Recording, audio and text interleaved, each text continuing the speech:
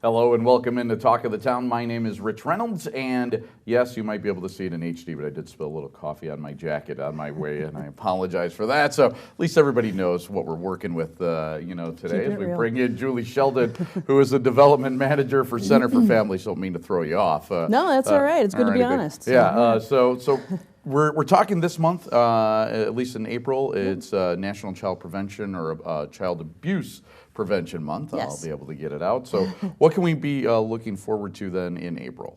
Well, from Center for Families, we've got a couple different events coming up that we're either doing on our own or partnering with other supporting agencies. Really, we want to get the awareness out about the prevention importance of child abuse prevention and neglect, and some strategies and resources that are right here in our town, and things to help families so they're not having to face this. Yeah, absolutely. So talk a little bit, I guess, about the events that you do have coming up this month. So you got a few, right? Yeah, we've got 4 right now, but there's always room for more if anybody really? wants to Okay. partner. Sure. So first off, we are joining the Rainbow Group, which is another local organization focusing on child abuse prevention, and the Dane County Human Services will be doing a radio talk show on April 4th at 7 p.m. on WART. And we'll be talking about strategies, resources, stories. I think it'll be very educational for everybody that will be able to tune in for that. So that's kicking off the month. And on April 7th, we've started, along with some other agencies, a Wear Blue Day.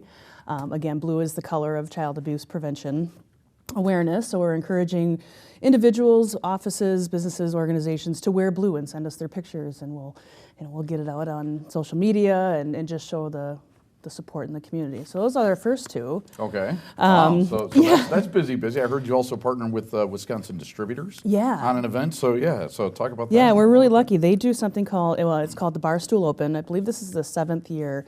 And what it is, it's mini golf down different bars at State Street. So it's a scramble, and each bar sets up their own mini golf hole, and all the proceeds from this come back to Center for Families. And we are sharing the proceeds actually with the Lions Club too. But for $30, people can go mini golf down State Street, and that's for a team of 4.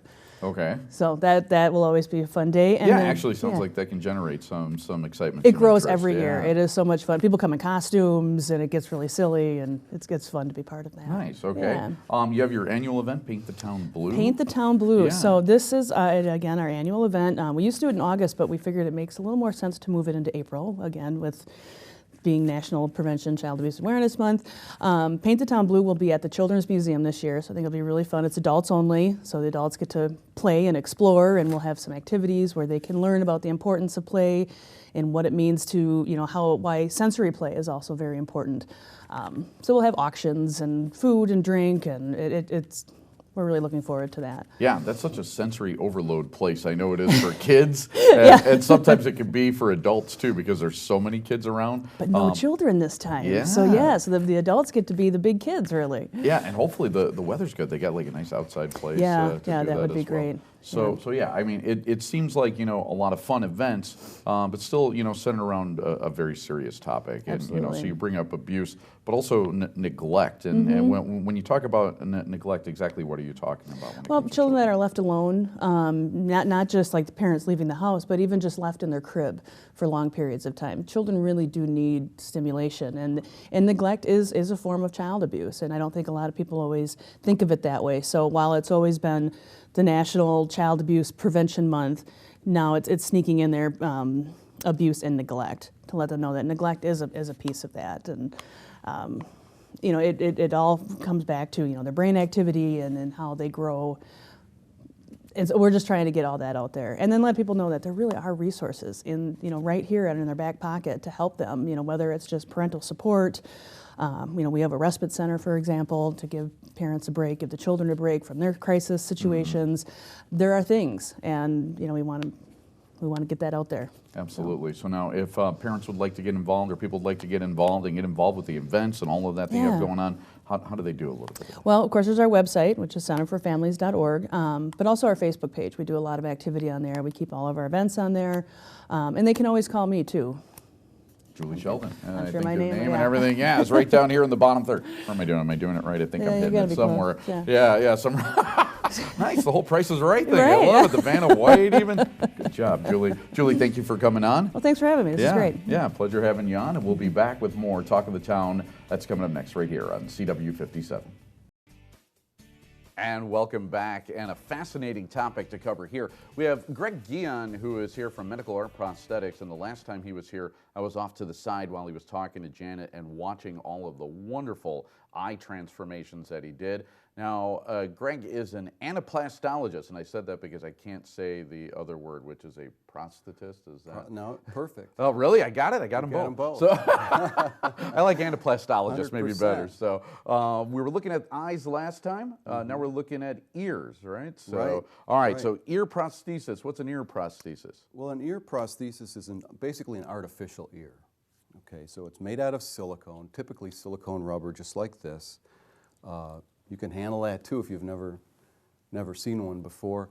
Wow. It's obviously not permanent. It's not implanted under the skin. It's actually something that the person would put on every day and then take off at night. It almost seems like something if you were making for a sci-fi film or someone needed something like Special that. effects? Yeah, Yeah. absolutely. Closely related to that field. Yeah, very, I mean, wow, high quality, I mean, very realistic. Yep.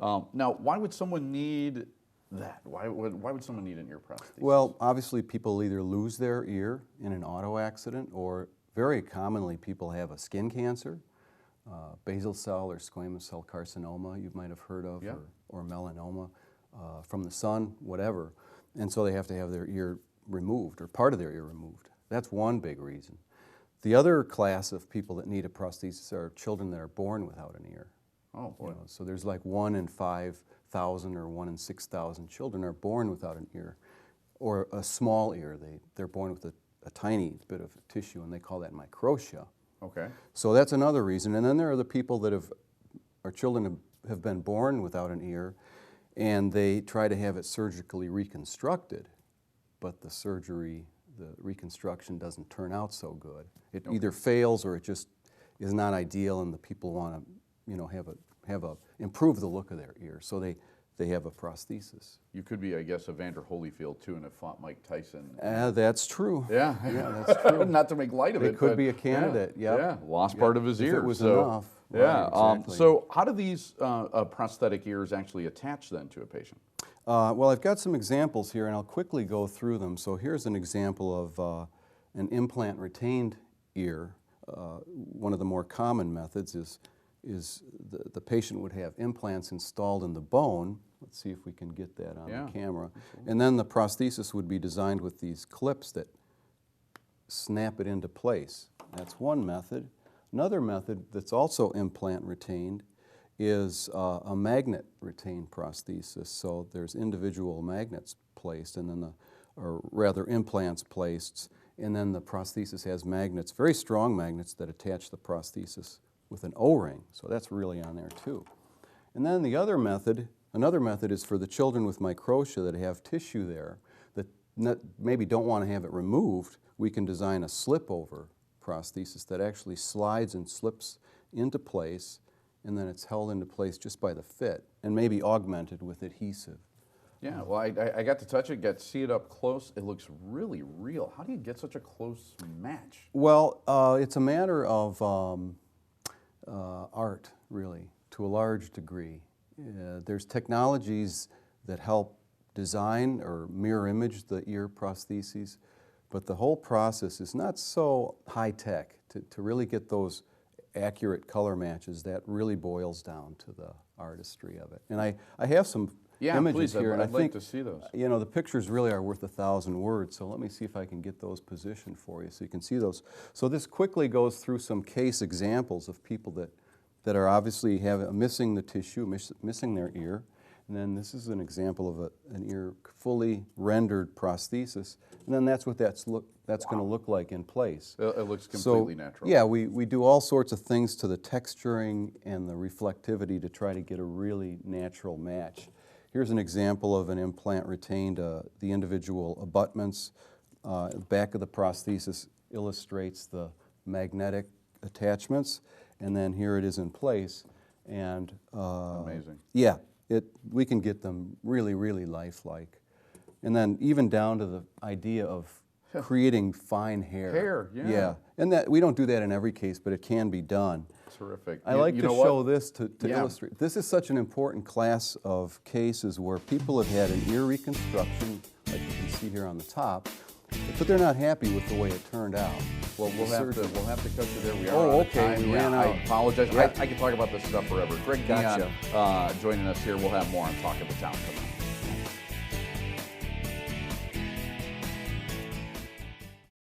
And we're back on Talk of the Town and rolling along as we shift gears a little bit, although we go from talking about one type of fundraiser into another one as we bring in Sarah Peters, who was on the committee for a fundraiser for Aaron Douglas. And welcome to the show, Sarah. Thank you for having me. Yeah, thanks for joining us. And let's talk about Aaron's story a little bit. Why are you doing this fundraiser? So Erin is an amazing person who I've gotten to know through work.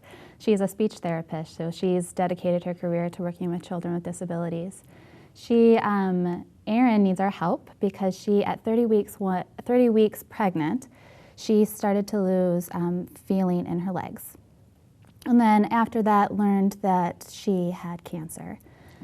She had the baby. They had baby C-section, via C-section, and baby's doing great. Her name is Emmy.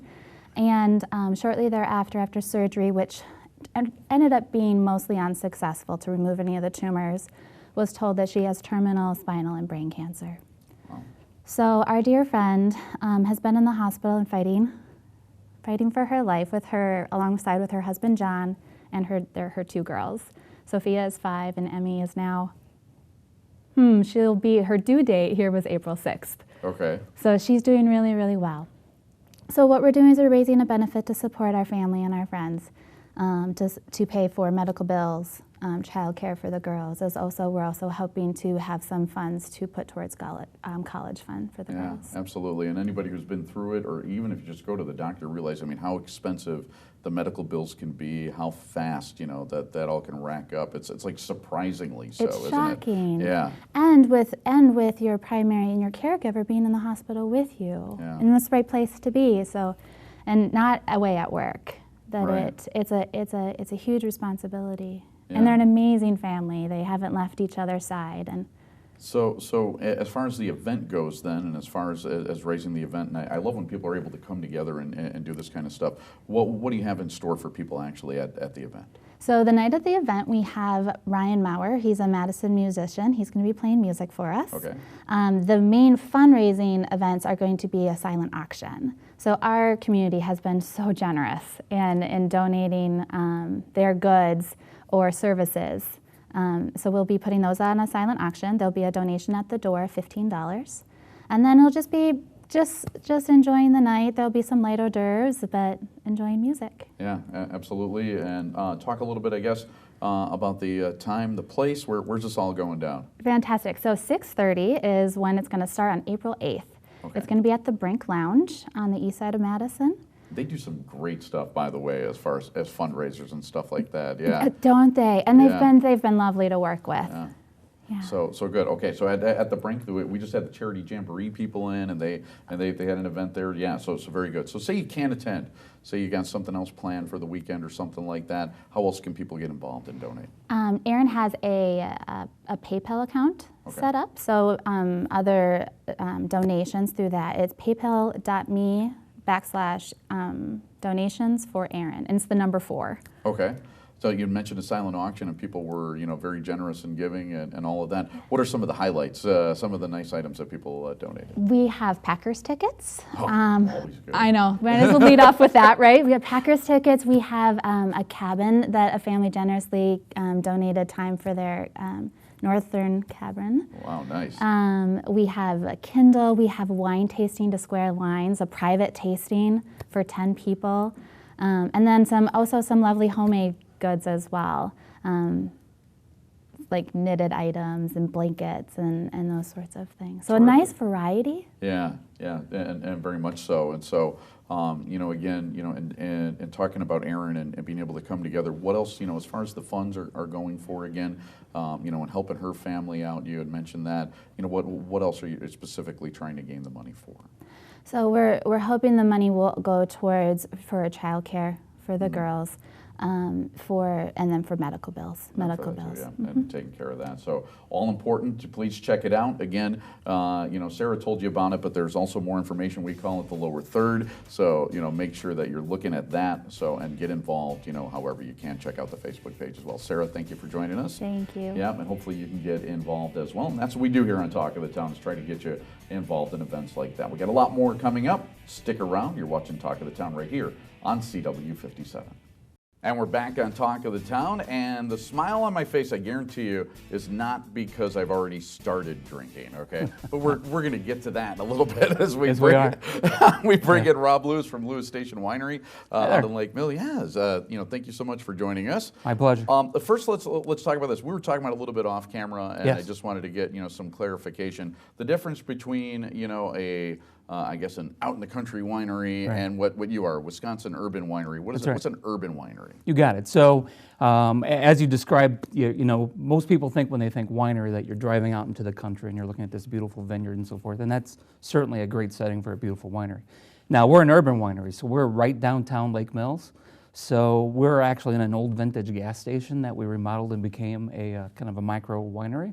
So we have a patio outside. We're overlooking Commons Park. So we don't have a vineyard on site because we're, again, right downtown. Right. Yeah. And Commons Park, if you haven't been to Lake Mills, I'm sure most of you have been to Lake Mills, but what a gorgeous setting Yeah, it downtown is. like that and on Yeah. the park. And they got farmers markets and festivals. Absolutely. And a great time to come in and try some wine. So, talk about, I guess, a little bit too, where can we find out about like events that you not only have, but not only the events, but like what types of wine are we going to drink when we come to these events? Yeah, you got it. So we produce about 18 different varieties right now. Oh, wow. So we have a handful of sweet and semi-sweet style wines that we produce, as well as some dry varieties, which we have some here on the table that we're going to sample in a minute. But we do host a lot of events like paint nights. We do movie nights. We have some classes and so forth that we teach at the winery. And the best way to find us is social media. So you can find me on Twitter at Lewis Station, or probably the best way to find me is on Facebook. Or That's, Lewis- another good way, just going to the winery. is a Or good just way go to the find winery. you. That's right. Yeah, yeah. Also good. Do you offer food as well? We do, yeah. Actually, we have a master chef on staff that has this very farm-to-table approach. And it started last year on Wednesdays. You had mentioned the farmer's market in Lake Mills, that he walks the farmer's market, gets all fresh ingredients, and then prepares them fresh at the winery. And we do what's called wine and tapas, and that's all the tapas you can eat and 2 glasses of wine for $20. So, but that's just on Wednesdays, but we do have a menu that we serve food every day, like cracker bread style pizzas and salads, and of course Wisconsin fresh cheese, and he takes a very local approach. So all of the ingredients he doesn't buy from the big food producers. He actually goes to the butcher and gets the meat that way, and goes directly to the cheese producer and gets cheese. So everything is very localized, farm to table. Just to let Tony, our station manager, know right now along the line, I need next Wednesday off. Okay, we're just I'll see you there. right, exactly. So, Yeah. you have free tastings then as well. We do. So we have, so the first 3 wine tastings are free. After that, there's a small charge. Again, we have 18 that you can choose from. But we also have a tasting bar for olive oils and vinegars. Oh wow! So we have a big nice. tasting bar that you can actually sample all these olive oils and vinegars. Excellent. Which comes in handy because that's in a lot of the menu choices that we have on the plates too. So now, speaking of tastings, you Yes. brought some wines with. One's even adorned with a medal. Let's Yeah. talk about the wines you brought with first, and then Yeah. we'll do some tasting. Hey, that sounds great. So as I mentioned that we do some sweet wines as well. So we've got, for example, this one here is our Bartles Peach, and that is a Chardonnay blended with peach. So we have 8 different grape and fruit blends that we do. They're all going to be kind of semi-sweet because there's a lot of Wisconsin drinkers that absolutely love their sweet wine. So we do that. We've got our Pinot Noir, which just won a double gold medal at the World Wine Competition. Nice. And then we have a pomegranate Zinfandel, so that's one of our sweet wines, but it's also red. And then at the end is our Zinfandel. It's our most award-winning wine that just won a gold medal as well at the World Wine Competition. Terrific. Yeah. So we got the So we Pinot got Noir. Pinot Noir, All right. yes. So yeah, cheers. Should I do There a you go. little swirl? Am I That- swirling here? Apparently you've had wine before. I've had. You know what to a few do. glasses here or there. So take a look at that. Delicious. Isn't it delicious? What a good Pinot. Right? Yeah. So I don't have a vineyard on site, I mentioned, but we have I have contracts up and down the coast of California, Oregon, and Washington State. So I select vineyards that are very specific to the wines that I want to produce. So my dry reds are very California oriented. Yep. So where a lot of people, when they think Wisconsin wines, they just think sweet or fruit, which I do. Normally what we got. But we do big, bold, dry reds that you can find right here in Wisconsin. Rob, thanks for coming on. Absolutely. Yeah, pleasure having you. Hopefully you check you. them out. And thanks for tuning in to Talk of the Town as well, right here on CW57.